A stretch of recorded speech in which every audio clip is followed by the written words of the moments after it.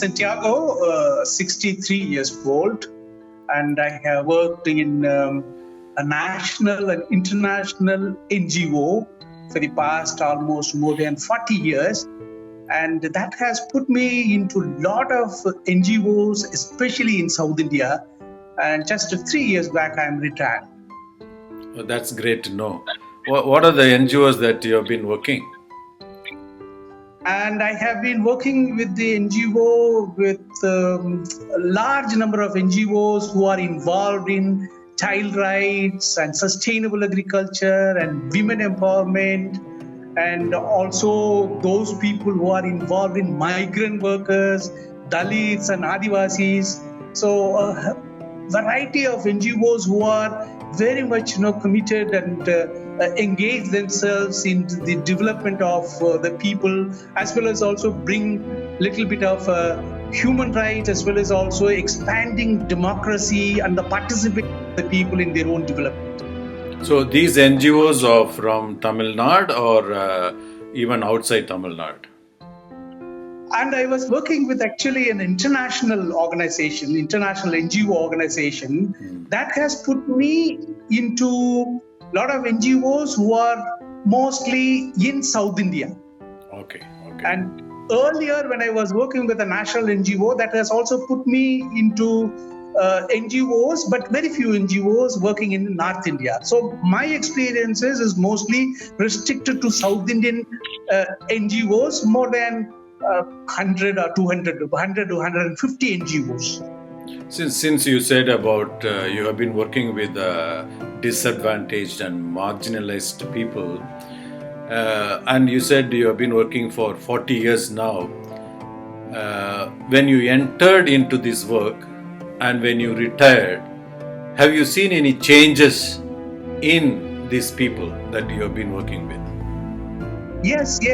I mean, earlier, when I started my work, in late 70s and early 80s, most of the NGOs were doing more of a social service type of work, just helping the disadvantaged and marginalized people in terms of some credit, in terms of some house building, in terms of some educational assistance, something like that, and also helping them to have some wells, things like that.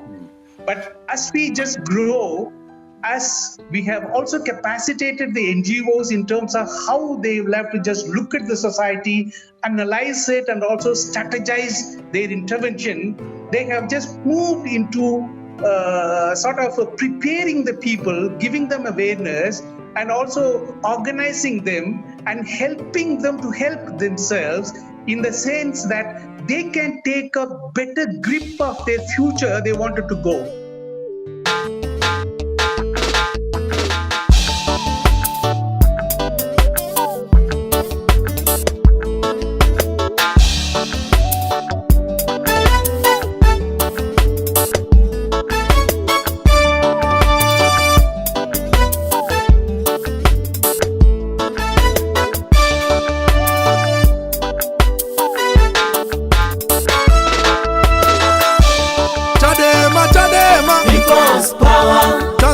Tanzania, people's power. Chadema, people's power.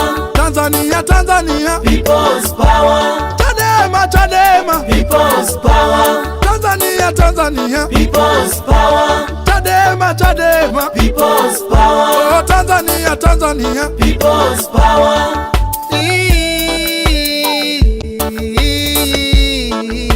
Dai haki yako Mtanzania, tumia haki yako Mtanzania, dai haki yako kwa nguvu ya umma. Chadema, people's power. Tanzania, people's power. Kweli amani jama, dai haki yako Mtanzania, tumia haki yako Mtanzania, dai haki yako kwa nguvu ya umma. Tunakumbuka tarehe 5 mwezi wa kwanza 2011 Arusha, mauaji ya raia wasiokuwa na hatia. Tunataka amani, kweli amani. Damu zetu zilimwagika tukidai haki zetu. Mabomu kwenye uchaguzi kweli ni ya nini? And especially all these thinking and the work and the engagement is geared towards the future of their children, as well as the future of the environment, ecology, and also the future of social harmonization and peace and justice. So that was the change that I see it. And most of the NGOs, when I just retired lately, are very much involved in rights-oriented activities and engagements for child rights, women rights, ecological rights, environment, and also sustainable and organic agriculture, things like that. So I see a change from the thinking of the NGOs in the beginning and now. So when I just left the job, I was working with a handful of NGOs of 40 to 50 who are very much committed in terms of promoting the self-help capacities of the people so that they can fix their own future they wanted to achieve. So I understand that from kind of charity and welfare to empowerment and liberating people, that's what the methodology has changed.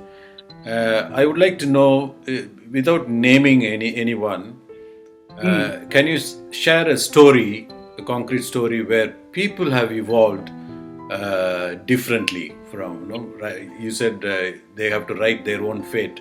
So can you say a story? There are many stories. Maybe I'll just fix in one story where one of our partners in Chennai, he started working with children mostly, and his mantra, his vision is that of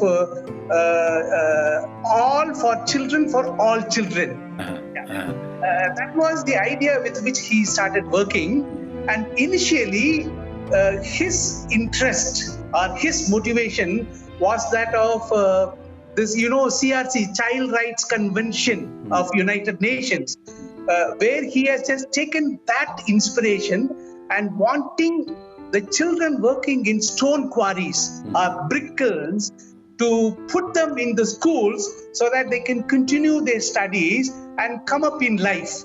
So that was the work that he did it. And over a period of time, of course, he had just brought a lot of the children who worked in the stone quarries and brick kilns and helped them to put in the schools. And many schools he also worked in order to give some sort of a child rights consciousness to the teachers and the school management. And many children now have come up. And now what he has just done it is that not only giving them an education, but also help them in protect themselves from abuse. Because in Indian families that many of the abuses are to the children are from the known sources, especially within the family and community environment.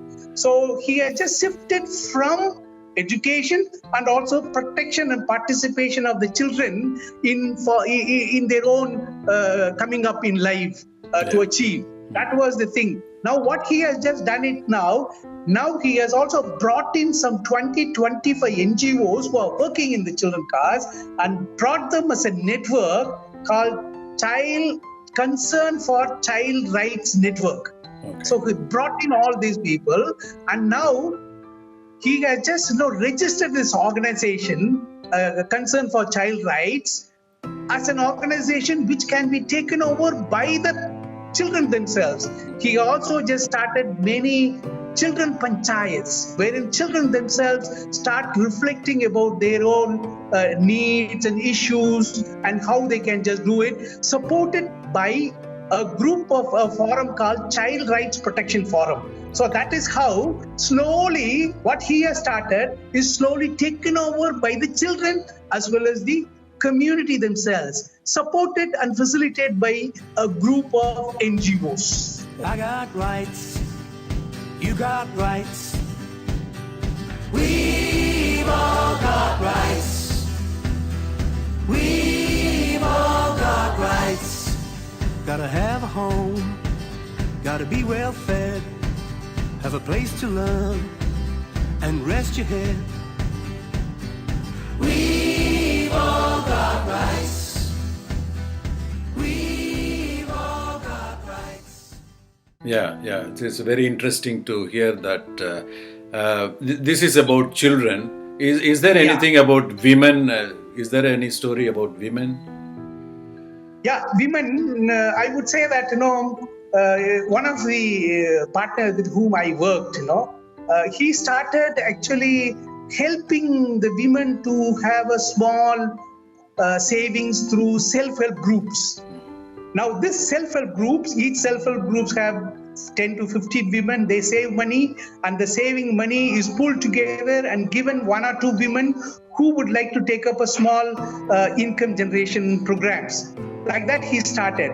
Now, in 100 villages, he has organized more than, I would say, more than 3,000 women, 3,000 to 5,000 women into self-help organization. And over a period of time, the leaders of these 3,000 self-help group have come together and they have taken up the responsibility. Now the entire process of savings, credit, economic well-being, that has been taken up by the women themselves. That the women leadership has evolved.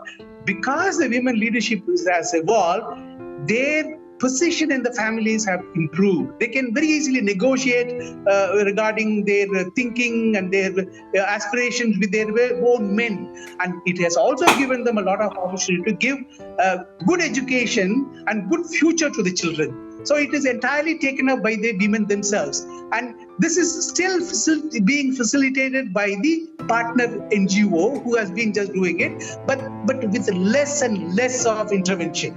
Mostly the women leaders have taken up themselves.